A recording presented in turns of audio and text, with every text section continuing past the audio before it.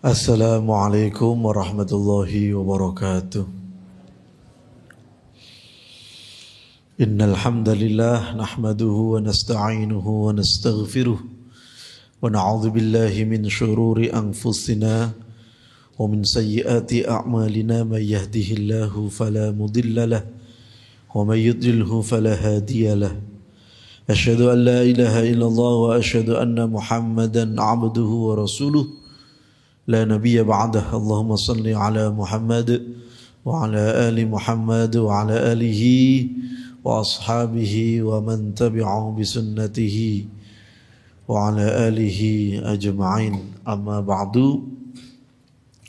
Hadaratul kiram, para alim, para ulama, hadirin wal hadirat, jamaah salat maghrib Masjid Jenderal Sudirman rahimakumullah. Sebelum kita mulai majelis pengajian pada malam hari ini, mari kita buka dengan membaca suratul Fatihah. Semoga Allah memberikan kepahaman kepada kita, memberikan kemanfaatan ilmu pada kita, dan memberikan keberkahan hidup pada kita. Ala hadhihi niyah wa ala kulli niyatin salihah. Al-Fatihah. A'udzu billahi minasy syaithanir rajim. Bismillahirrahmanirrahim. Alhamdulillahi rabbil alamin arrahmanir rahim. Iyyaka na'budu wa iyyaka nasta'in ihdinas siratal mustaqim siratal ladzina an'amta 'alaihim ghairil maghdubi 'alaihim waladdallin. Amin. Bismillahirrahmanirrahim.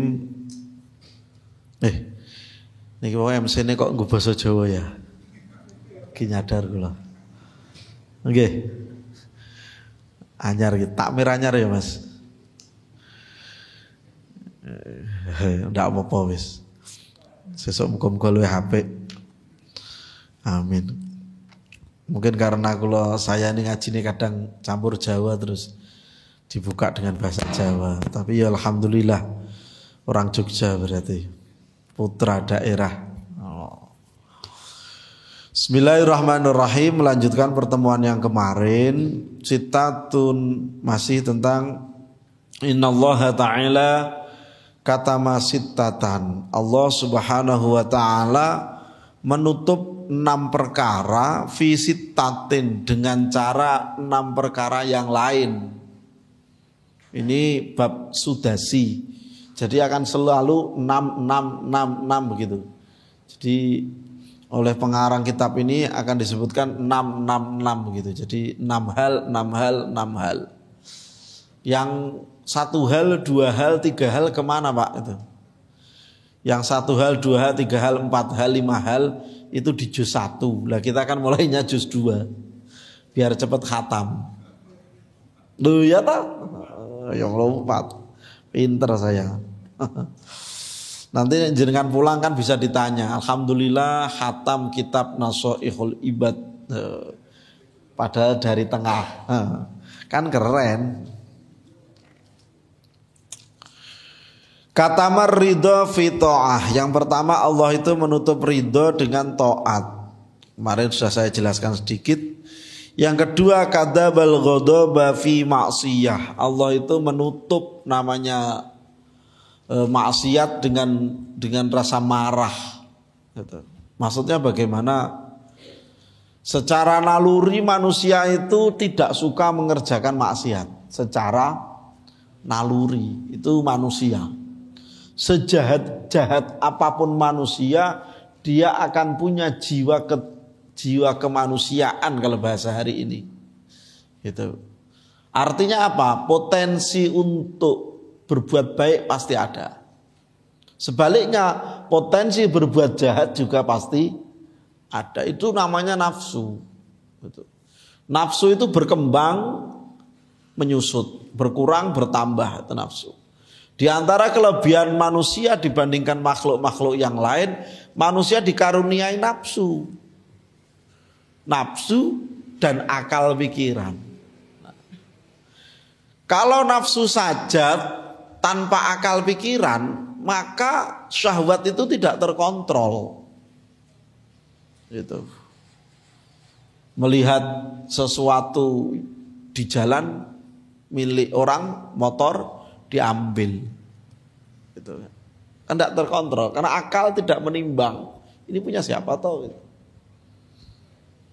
Ada uang, dompet kelihatan di celana. Wah, itu kayaknya ada uang ini. Diambil, dicopet. Itu. Akal tidak bisa menimbang. Kalau di Jogja di bis-bis kendaraan itu banyak copet dulu. Sekarang alhamdulillah sudah tidak ada angkotnya. Koputri udah nggak ada. Sudah nggak ada angkotnya, copetnya gimana? Di busway mungkin. Di Jogja apa jenis? Jogja Trans Jogja. Itu. Pindah ke sana. Sekarang copetnya pakai dasi. Dan Trans Jogja itu halternya macam-macam kan. Ada yang cuma tangga saja, ada yang ada ruangannya, ada AC-nya, karyawannya 2 cantik-cantik. 5 tahun lalu. Sekarang ada kotaknya, nggak ada orangnya. Lagi piye itu? Ya kritik kita kepada pemerintah lah. Sindiran-sindiran. Terus kendaraannya kalau kita berada di belakang Trans Jogja itu harap hati-hati. Itu bomnya melebihi rudal Rusia ke Ukraina. Just fogging massal. Ireng. Itu memang harusnya kita ngundang Rusia untuk ikut ngebom Trans Jogja itu. Saya pernah kenal kali, wah ngeri sekali itu. Kok bisa kendaraan kayak gini di tengah kota itu loh. Ya Allah. Ya itu guyon itu, tapi tenanan itu. Siapa tahu yang ngaji ada pejabat itu kan. Siapa tahu. Kan kita punya teman pejabat nanti. Oh, kan keren. Kok kenal di mana teman ngaji? Oh, kan keren. Rusia. Kok Rusia? Jadi akal itu digunakan untuk mengontrol namanya nafsu, gitu, nafsu. Itu akal. Nah, manusia tanpa nafsu hanya akal gitu kan. Dia akan menjadi manusia yang manusia dengan nafsu dikontrol dengan namanya akal. Di atas akal ada namanya hati, kolbun itu. Kolbun itu bahasa Arabnya kolbun itu ada 4. Pertama sodrun, hati juga kadang dimaknai hati. Disebut sodrun artinya dada. Hati karena berada di posisi dada. Agak dalam namanya adalah apa ya? Yang ada dalam namanya adalah kolbun. Kolbun itu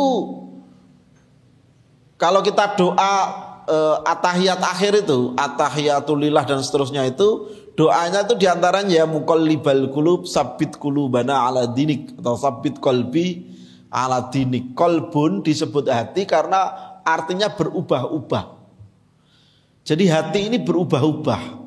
Kadang suka sate, kadang enggak, kadang suka nyuri, kadang enggak. Tadi itu loh, labil.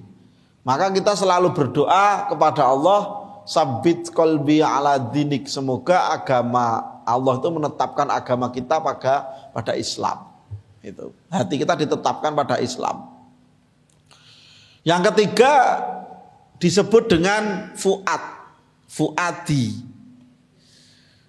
Fuadi itu lebih dalam. Itu. Yang melibatkan rasa. Itu namanya fuad. Jadi kalau ada namanya fuad, itu artinya hati dalam. Yang keempat ada namanya apa tadi? Kok malah saya lupa. Kacang. Sanubari. Sanubari itu bahasa Arab. Sonburi, sonabari. Barangkali itu bahasa Indonesia jadi Arab atau bahasa Sanskerta jadi Arab. Karena kalau sanburi dari bahasa Arab itu artinya kacang. Biji isinya kacang itu loh, ya kacang. Gitu. Itu 4 maksud atau kata hati. Hati dalam pengertian naluri ya, dalam pengertian rasa. Kalau hati dalam pengertian fisik itu ati pitik, ati kucing, ati wong, nah itu namanya kabit. Gitu. Jadi jangan salah. Kabit itu yang di pecel lele itu loh, kabit. Itu tidak bisa disebut kamu jualan apa? Jualan fuad, tidak boleh. Kamu jualan apa? Jualan kolbu, tidak boleh. Itu ya, yang di pecel lele itu namanya kabid. Kabid itu dagingnya itu loh. Itu. Jadi hati kita itu bahasa Arabnya kalau hati fisik namanya kabid gitu. Besok ada menu pecel lele, satu fuad. Yang kedua kolbu. Nah, kolbu dijual maksudnya hati. Akhirnya repot. Kepala jadi roksun. Ini pecel lele Arab berarti. Jadi itu. Di atas jadi ada nafsu, ada akal, ada hati gitu loh. Kalau kita lihat ayam itu kan punya nafsu birahi saja, tidak punya akal kan? Tidak punya akal. Makanya dia gonta-ganti pasangan. Loh iya. Jadi kalau ngelihat pitik, engko gede sithik ngono mbokne dikawin. Diuyak, dikejar. Itu kan, terus ditumpaki dan seterusnya. Adegan sensor. Masuk jenengan seneng nyawang kucing apa pitik kan ya ndak tuh. Wah, enggak ada tuh. Itu ayam. Gitu. Tapi ayam itu sebenarnya masih mending. Kalau beranak masih diurus. Coba bebek. Bebek itu kalau bertelur di pojok sana, besok bertelurnya di sana. Dan tidak pernah kembali untuk ngurus. Itu bebek. Tipikal orang tua yang tidak pernah ngurus anak, hobinya cuma kawin, ya bebek. Loh gitu. Ada yang pernah ternak bebek nih. Bebek yang cuma di kotak gitu kan, dikasih makanan sama air, minum, makan di situ. Wek ke sana bertelur. Besok jalan wek. Kadang lo jalan lo mendok. Seperti itu dan tidak pernah ngangkrem. Jenengan pernah lihat bebek angkrem? Jenengan ngerti toh bebek? Jangan-jangan bayangin bebek apa mentok ya kayak. Bebek sudah paham ya bebek? Pecel lele tadi kuncinya. Oh mentok itu. Nah, mentok itu warnanya kok coklat toh Pak? Oh putih sama hitam. Nek babon hitam gede. Sekarang harganya lagi naik. Iya lebih mahal. Nah itu bebek. Mereka itu punya nafsu tapi tidak punya akal. Gitu. Misalnya ada ayam jenengan kasih jagung atau beras. Kira-kira ayam berasnya datang enggak? Datang dulu, sekarang enggak mau. Maunya pelet. Udah naik kasta makannya. Enggak mau. Nah itu kalau ditipu, dikasih makan, kita tangkap kan? Besok kayak gitu lagi, kita kasih makan, kita tangkap lagi. Dia ngerasa bahwa ini penipuan. Kira-kira ayam berpikir begitu enggak? Enggak. Sehingga kita kasih makan, dia enggak mau datang karena ketahuan itu ditipu. Tapi itu bukan akal, itu naluri. Itu bukan akal. Nah akal mesti mikir, dikai mana? Ah ora tak tutul, tak bungkus wae, tak go bali. Mesti gitu. Nanti bungkus kan tidak ada ayam terus ada orang nebar jagung, nebar beras, terus dibungkus go bali dikempit. Enggak ada ya. Hewan yang bungkus go bali kan cuma dua toh. Satu manusia nek selamatan. Berkat go bali. Iku ndak ono sing ngono wani go bali nek tak omong kowe. Nek loro munyo. Deh, itu bener. Munyo itu kan kalau kasih makan, kan dicekel, ditekem terus di lungo. Kan kurang ajar itu. Meng teko andom golek mangan tok ora ngaji. Kan piye ngono? Kok guyu toh? Enggak. Kalau manusia beda, manusia ngaji. Kadang ya bungkus tapi. Nah, itu artinya Allah itu menciptakan manusia itu sosok yang sempurna. Ke atas mirip malaikat, ke bawah mirip binatang. Justru kesempurnaan itu di situ. Punya nafsu, punya akal, punya hati, punya potensi segalanya. Merasa sholat tahajudnya kurang, malam ba'da isya gas. Tidur bentar gas sampai subuh. Loh kan begitu, merasa tahajudnya kurang. Merasa makannya kebanyakan dikurangi. Kan bisa begitu. Nah persoalannya kalau sebaliknya, merasa makannya kurang, tahajudnya kakean. Nah itu repot. Itu manusia. Tapi itu kondisi yang sempurna. Misal ini air putih. Kadang saya juga haus. Bismillah.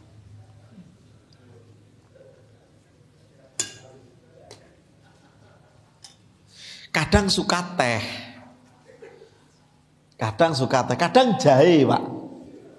Ini mboten nyindir, biasanya jahe. Tapi karena tahu saya bosen jahe, dikasih teh. Nah, besok. Terus ditulis tulisan takmir itu ganti kantin. Kok milih susu? Ini kantin apa takmir gitu. Masjid ini, Pak. Jadi saya tidak berani ngomong. Karena tanpa ngomong besok mesti susu. Maksud kalau itu nafsu yang memberi hidup lebih berwarna gitu loh. Tapi harus ada akal dan hati yang ngontrol, namanya nafsu. Makanya doa ya Tuhan nafsul mutmainnah irji'i ila rabbiki radhiyatam mardiyah. Wahai nafsu yang mendorong, kembalilah kamu kepada Tuhan, kepada hal-hal yang diridhoi oleh Gusti Allah. Untuk mengukur itu. Nah, jadi penting. Maka kalau dalam hadis itu idza soluhat soluhal jasadu kullu, kalau barang satu ini bagus, semua jasad itu bagus. Kalau barang ini jelek, semua jasad adalah jelek. Apa kata Nabi? Al-qalbu, hati. Maka dulu ada manajemen kolbu, agim. Dan luar biasa umatnya banyak kan. Umatnya habis itu kan bakdo wayuh. Karena milih umatnya ibu-ibu lah, ibu-ibu nggak mau diwayuh lah, repot. Tapi saya yakin ibu yang di sini ngaji mau. Oh enggak boleh. Boleh asal saya, boleh asal bukan saya dan lebih jelek dari saya. Pasti nggak berani bapak-bapak. Boleh, syarat tidak lebih kaya dari saya, tidak lebih cantik dari saya, tidak lebih apa tadi dan seterusnya. No, tapi ya ndak boleh lah. Kalau ndak ya ndak usah, ndak apa-apa. Apa ya kudu dua toh? Satu cukup, lebih kebablasan. Itu kan begitu toh. Istrinya ndak apa-apa Pak, dua. Oke, kan gitu toh pikirnya. Aduh, satu aja susah ngurusnya, dua. Iya, duitnya kurang, Bu. Nek duitnya banyak ya wani. Sadar diri. Wis ora mampu. Ya ndak mampu aku. Itu yang kedua. Jadi kita itu nalurinya ndak suka berbuat jahat. Sekalipun tadi itu masih mengerjakan kejelekan. Makanya para maling itu selalu ngomong, saya itu sebenarnya tidak suka mencuri. Andaikan saya kaya nggak mungkin mencuri. Gitu? Tapi koruptor-koruptor itu sudah kaya, masih nyolong juga. Yang lagi dirujak di TV hari ini itu loh, yang punya kafe di sini, punya rumah mewah itu kan sudah kaya. Ya tapi masih bermasalah juga. Karena apa? Karena tidak mengendalikan namanya nafsu gitu loh. Artinya apa Bapak Ibu sekalian? Saya menerangkan di mana kemarin. Prinsip pemilikan itu adalah prinsip resiko. Jenengan punya anak maka bertanggung jawab ngurusi, nyekolake, memandikan, nyangoni, ngerabeke dan sebagainya. Prinsip.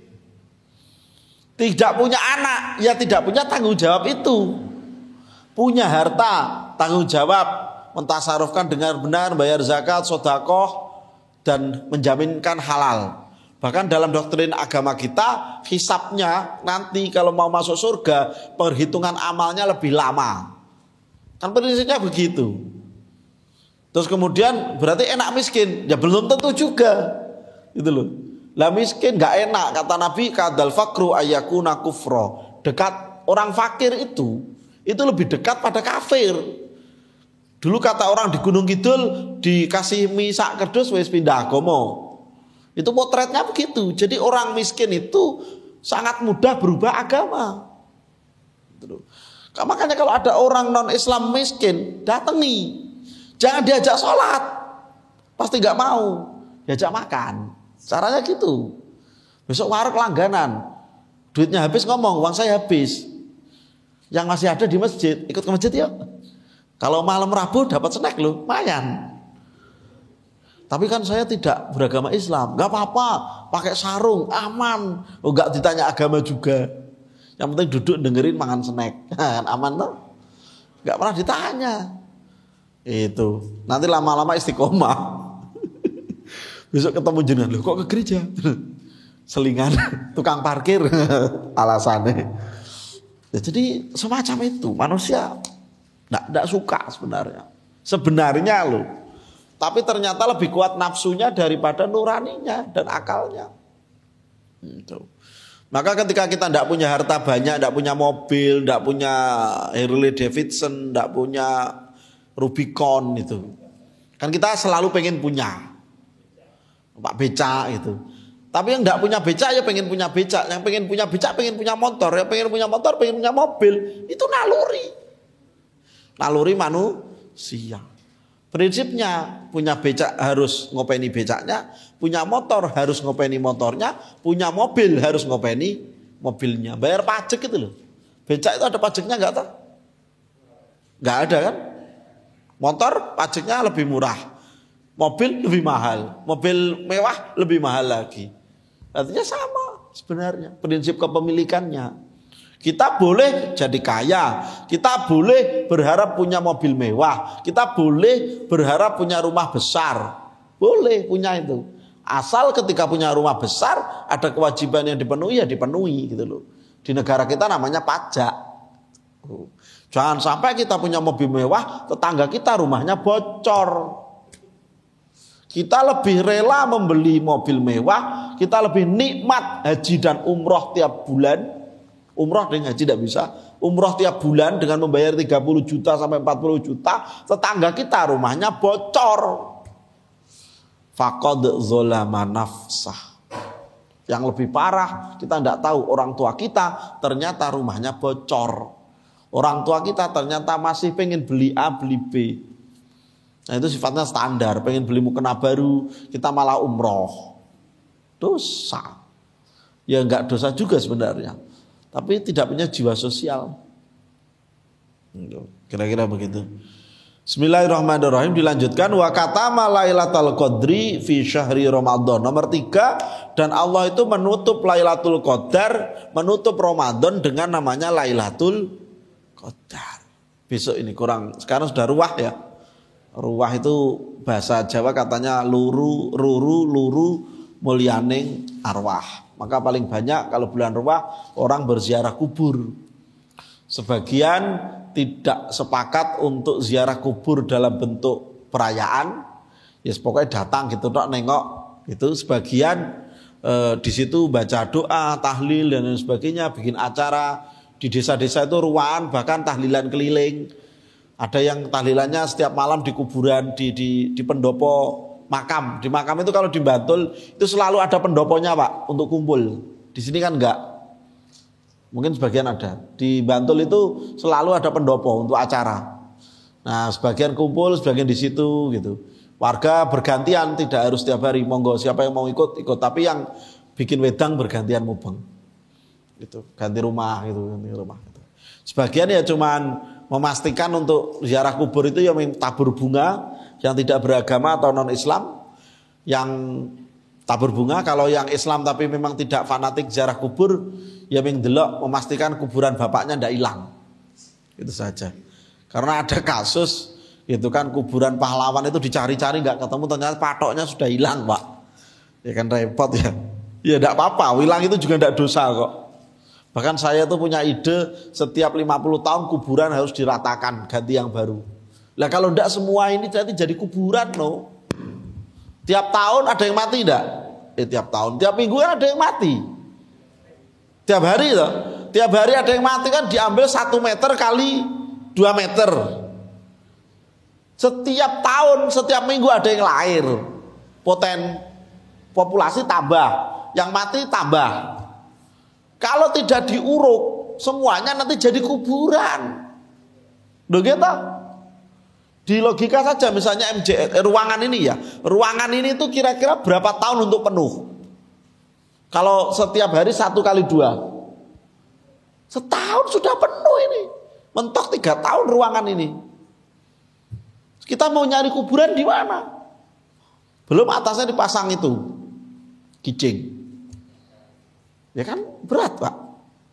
Ini PR betul menurut saya loh, nggih. Kalau di sini ada Pak Duko, Pak RT, harus dipikir itu. Harus kesepakatan mulai hari ini 10 tahun ke depan paling pojok diratakan. Nanti terus diisi yang baru. Begitu seterusnya. Kalau enggak semuanya akan jadi kuburan. Loh iya. Loh, jenengan mau berangkat sekolah ngelihat kuburan. Mau pipis ngelihat kuburan. Ngaji di MJS lewat kuburan. Lihat kuburan terus. Mau bobo aja lihatnya kuburan. Kan takut. Jadi kita menutup Ramadan itu dengan Lailatul Qadar. Kan saya bahas maksudnya begini. Kita itu Ramadan itu kan biasanya pura-pura seneng ya.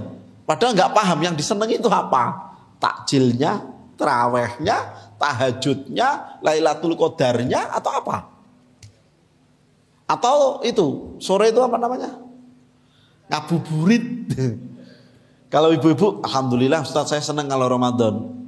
Kenapa Bu? Karena saya bisa jualan ekstra. Nah betul kan? Betul. Setidaknya Ramadan membawa keberkahan untuk jualan, gitu loh. Bahkan di beberapa titik tidak hanya orang Islam yang jualan, orang non Islam jualan. Karena yang Islam kerja sampai sore nggak sempat masak, keluar. Nah itu orang-orang yang jualan itu macam-macam orang. Ya, berkah semua. Tapi kita itu untuk apa tuh sebenarnya mengalami Ramadan itu? Kalau kita mengaku untuk tarawih, ternyata kita nggak tertib-tertib amat tarawih. Sudah 8 rakaat, nggak penuh lagi 30 hari, cuman 8 hari. Jadi formasinya 8 rakaat 8 hari. Iki piye lho. Udah gitu kalau pulang duluan. Gitu. Nyari yang suratnya pendek, keliling masjid mana yang baca suratnya pendek 8. Iki piye. Terus kita ngakunya puasa karena mendapat ridho dari Allah, pahalanya besar. Nyatanya kalau puasa itu kalau buka itu takjilnya itu lebih banyak daripada makan harian. Kan ngeri juga. Kalau kita mengaku bisa ibadah malam karena ada acara iktikaf, nyatanya malam malah nonton bola Piala Dunia kemarin, atau malah tidur. Loh, itu yang kita cari apa? Gitu. Kalau ngomong kalau puasa itu bisa menghemat pengeluaran Ustadz, karena makan cuma 2 kali sehari. Nyatanya anggaran belanjanya 1 bulan, kalau harian itu sudah terhitung 3 bulan. Maka kata teman saya, indikator puasa itu diterima oleh Allah Subhanahu wa taala adalah pengeluaran di bulan Ramadan tidak lebih besar daripada pengeluaran bulan-bulan biasanya. Bisa? Enggak bisa. Saya tantang ada yang bisa. Saya Ustadz bisa. Tapi itu semua dikasih orang. Ya berdua. Mukena dikasih, sajadah dikasih, baju dikasih, sarung dikasih, makanan mengantri di masjid, tapi makannya lebih banyak teman-teman. Bahkan di beberapa masjid sudah ada menunya tanggal 1 sampai tanggal 30. Kata mahasiswa, para pencari takjil. Keliling, soto di UAD, besok kita ke UAD. MJS apa itu? Enggak pernah itu cuma nasi bungkus tinggal.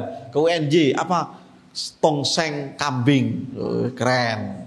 Hari ketiga lari nasi goreng, keliling itu mahasiswa itu, nggak kenal aja pura-pura ya gitu jamaah di situ. Terus apa yang kita cari dari Ramadan? Maka Allah menutup harapan kita yang semu itu dengan adanya Lailatul Qadar. Berharap bahwa Lailatul Qadar itu sesuatu yang kita dapat gitu loh. Kalau nanti disampaikan hadirin hadir rahimakumullah, Lailatul Qadar jatuh hari ketiga, kita cuma ibadah sampai hari ketiga. Karena 1000 bulan itu cuma sampai hari ketiga. Hari keempat sampai hari ke-30 balik lagi 1 banding 1, tidak 1 banding 10. Itu loh. Maka Lailatul Qadar itu tetap jadi rahasia agar kita terus berharap. Gitu loh. Kiamat itu juga jadi rahasia Anda bisa membayangkan besok jam 12 siang kiamat. Oh, betapa kacaunya dunia ini. Yang belum makan tongseng pengen segera makan tongseng. Yang belum kawin masih jomblo-jomblo itu kawin mendadak. Saonone wae aku gelem selak kiamat sesuk. Sapi piye? Enggak bisa juga. Begitu. Enggak bisa. Ketakutan kan? Itu yang belum naik pangkat piye naik enggak bisa. Maka ditutup itu agar jiwa kita stabil. Bahwa ada beberapa orang yang ketakutan akan kematian, itu sebagai pelajaran dan persiapan buat dirinya. Maka Allah menutup bulan Ramadan itu dengan adanya rahasia Lailatul Qadar. Di mana setiap Lailatul Qadar itu, ketika ada Lailatul Qadar, setiap ibadah dilipatkan sebanyak 1000 kali. 1000 bulan. Jadi kita dzikir istighfar sekali akan dianggap sekali kali 1000 bulan. Kita sholat tahajud di situ sekali kali dilipatkan jadi kali 1000 bulan. Tahajud begitu juga. Makanya orang berpikir kapan ya. Makanya akan terus beribadah. Nah itu yang keempat.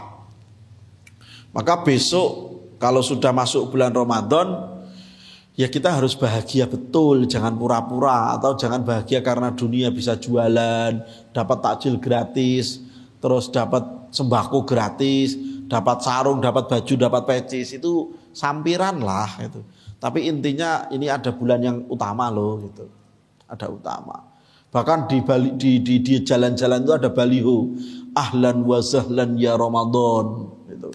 Selamat datang bulan mulia, bulan Ramadan. Tanggal 29 Ramadan tidak ada baliho, selamat tinggal Ramadan, besok balik lagi ya, gak ada, ditinggal begitu saja. Wis kaya jai langkung, datang begitu saja, pulang tidak diantar. Lagi piye toh? Makanya besok ini usul saya buat takmir masjid, selamat tinggal Ramadan. Besok kembalilah tahun depan, aku siap menyambutmu dengan kebahagiaan. Itu harapan agar kita bisa bertemu lagi Ramadan tahun depan. Itu loh, kan keren. Oh iya. Sekalipun ya gaya tok, ya ndak lah kita berharap itu. Makanya ada hadis man fariha bidukhuli Ramadan haramallahu jasadahu 'alan niron. Siapa yang berbahagia sebab datangnya Ramadan, maka jasadnya akan diharamkan masuk neraka. Bahagia itu bukan bahagia karena iso dodolan. Bahagia bukan karena iso untuk sarung gratis. Bahagia bukan karena dapat sembako, bukan. Bahagia karena bisa ibadah yang pahalanya banyak. Itu loh. Nah, cuman bahagia karena dapat itu enggak dihitung. Masuk neraka juga itu. Gitu loh. Jadi siap-siap, mental disiapkan. Syukur kalau 30 hari bisa full, terutama yang kerja-kerja berat. Saya doakan semoga full, okay? Sekalipun bisa diganti tapi pahalanya beda. Bismillahirrahmanirrahim. Masih yang tadi keempat ya. Yang kelima adalah apa yang ditutup oleh Allah, wa katama auliya'ahu fima bainan nasi. Dan Allah itu menutup wali-wali Allah dari pandangan manusia. Jadi kita tidak pernah tahu siapa wali itu, tidak pernah tahu. Apakah si A itu wali, apakah si B itu wali. Jangan-jangan yang duduk senden di belakang itu wali ya. Di pojok belakang makan terus itu wali, jangan-jangan. Jangan-jangan. Tapi kan kita tidak tahu. Itu ditutup. Bahaya kalau ketahuan. Misal saya ketahuan wali, tamunya tidak berhenti Pak. Dan orang melupakan ibadah kepada Allah karena akan berpikir mengunjungi wali saja. Setiap doa pasti hasil. Itu loh. Itu persoalan di situ. Atau akan jadi orang mulia, maka salah satu sifat wali, kalau ketahuan kewaliannya dia akan hilang. Pasti hilang. Pasti hilang. Misal, loh kok tahu dia wali? Bahkan rahasia tadi. Ya kira-kira gitu. Kira-kira. Atau orang yang soleh, orang yang ahli ibadah, kemudian dia pernah bertemu secara tidak langsung atau secara langsung. Maksud saya disengaja atau tidak. Dan dia merasa ini wali. dan dia ngomong ke orang lain, pasti hilang. Pasti hilang. Maka apakah Nabi Khidir itu masih ada? Saya termasuk orang yang percaya bahwa Khidir alaihi salam itu diberi kelebihan oleh Allah punya umur sampai kiamat. Tapi ada yang berpendapat juga sebenarnya enggak, sudah wafat. Kita boleh berbeda pendapat. Secara hukum manusia ya dia wafat. Tapi apa toh yang tidak mungkin di dunia ini? Semua mungkin. Kehendak Allah. Gitu. Dan ada riwayat yang melatar belakangi itu bahwa beberapa orang pernah bertemu Nabi Khidir, beberapa orang bahkan orang-orang tertentu yang itu orang ahli ibadah itu ketemu Nabi Khidir dan ada ciri-cirinya gitu. Itu mungkin sekali. Persoalannya adalah banyak orang ngaku ketemu Nabi Khidir, banyak orang ketemu wali. Nah itu sing repot. Misalnya ada orang di pedalaman Gunung Kidul, pakai jubah, pakai sorban, terus dia ngomong besok hujan, pagi hujan, bener Pak hujan deres, wih kan kaget Pak, ini wali apa nabi, itu, dia ngomong lagi besok Merapi meletus, bener Pak meletus, besok lagi ngomong akan ada gempa bumi, betul Pak gempa bumi. Siapa yang tidak heran? Siapa yang tidak takjub? Jenengan paling sowan langsung. Maaf Pak Wali, saya minta doanya. Itu sapi saya belum beranak. Didoakan biar beranak. Pasti begitu disowani. Pasti akan diangkat wali paling tidak. Paling tidak orang sakti. Padahal karena kondisi pedalaman Gunung Kidul, sebenarnya dia tahu gempa, dia tahu banjir, dia tahu Merapi meletus karena dikasih tahu temennya yang kerja di BMKG. Lah orang-orang pedalaman kan tidak punya HP, tidak punya wawasan, tidak punya internet, tidak punya pengetahuan tentang itu, jadi mudah percaya. Oh, kira-kira itu. Kok ngajine gayeng yo. Gitu kira-kira. Nah, besok saya lanjutkan soal itu. Yang terakhir, wa katama sholatul wusta fis sholawati. Dan Allah itu menutup solat-solat itu, solat wusta, solat yang utama itu di dalam solat-solat yang 5 waktu itu Allah mengingatkan hafidhu ala sholawati was sholatil wusta. Dari 5 sholat itu kamu harus lebih berhati-hati tentang sholat wusta. Sahabat bertanya sholat wusta itu apa? Sholat wusta itu apa maknanya? Itu Quran ya. Sholat wusta itu maknanya adalah sholat asar. Ini sholat apa? Asar. Karena orang banyak pulang kerja sehingga banyak sholat yang kelewat. Kalau pabrik keluar jam 4, pengennya pulang sholat di rumah, nyampe di rumah maghrib. Hilang sholatnya, belum makan, belum macet, gitu. Maka itu sholat yang paling banyak ditinggalkan. Anak sekolah dolan, dimales atau pakai celana pendek sehingga nggak sempat. Maka Allah mengingatkan betul sholatul wusta. Hati-hati sholat wusta. Menurut ahli tasawuf yang dimaksud sholat wusta adalah sholatnya hati, sholatul qalbi. Jadi selain menjaga sholat 5 waktu, juga menjaga hubungan kita kepada Allah Subhanahu wa ta'ala. Itu menurut tafsir ahli tasawuf. Menurut ahli fikih, yang dimaksud sholatul wusta atau sholat tengah-tengah adalah sholat asar. Saya pilih yang mana? Pilih dua-duanya. Maka kita harus lebih hati-hati untuk sholat asar. Nonton nggih? Asar, hati-hati. Asar itu persinggungan antara malam dan siang.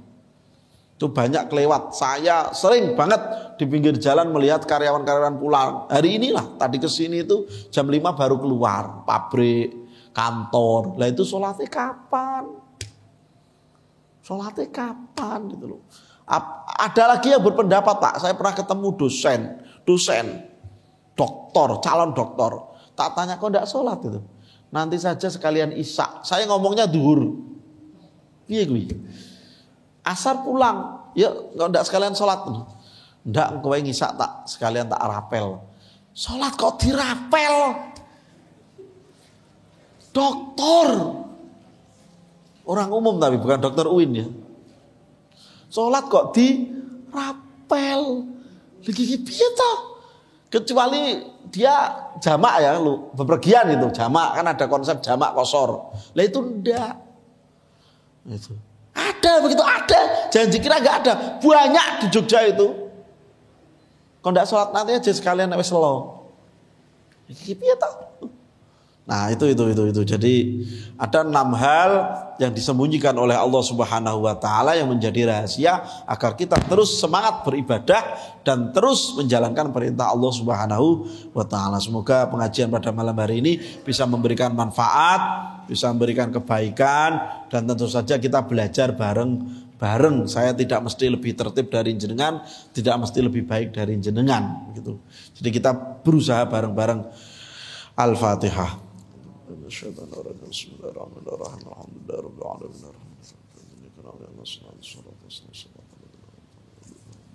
Kita tutup dengan doa kafaratul majelis. Subhanakallahumma wa bihamdika asyhadu an la ilaha illa anta astaghfiruka wa atubu ilaik. Adzanallahu wa iyyakum ajma'in.